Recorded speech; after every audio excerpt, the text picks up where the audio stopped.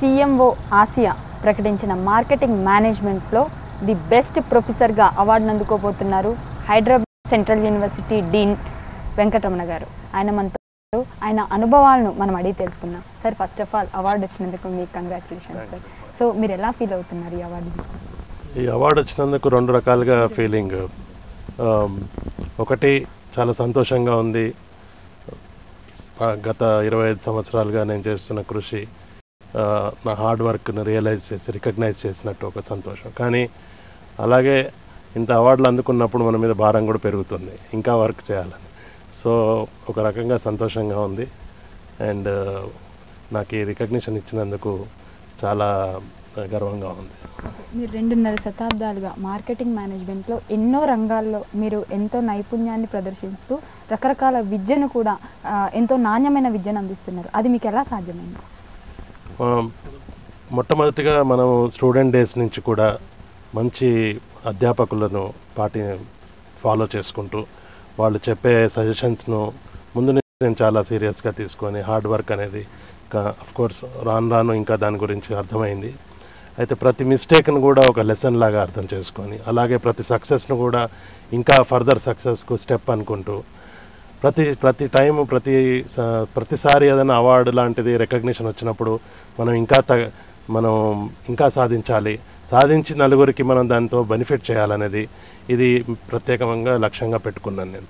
ఇప్పుడున్న మేనేజ్మెంట్ రంగాల్లో ఎలాంటి అవకతవకలు జరుగుతున్నాయి, అలాగే దాన్ని ఎలా ఇంప్లిమెంట్ చేయాలి, ఎలాంటి సర్దుబాట్లు చేయాలని మీరు అనుకుంటున్నారు?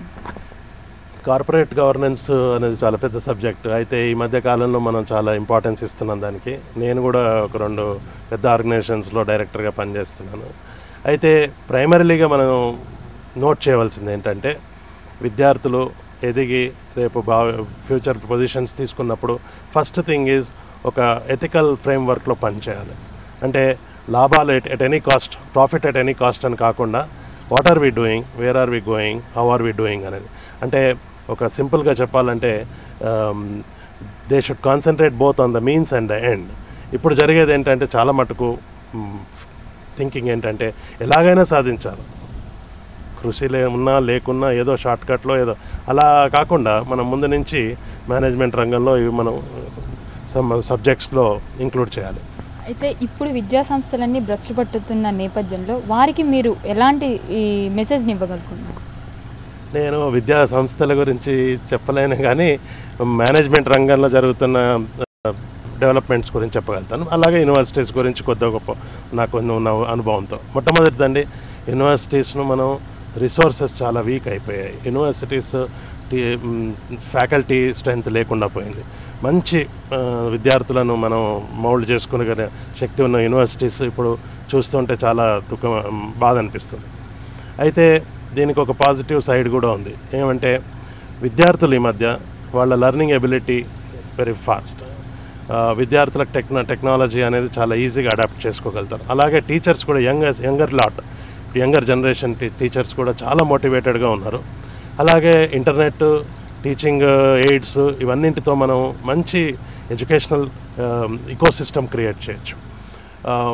అయితే నేను అన్నట్టు నాణ్యత అనేది కొంచెం తగ్గుతూ ఉంది.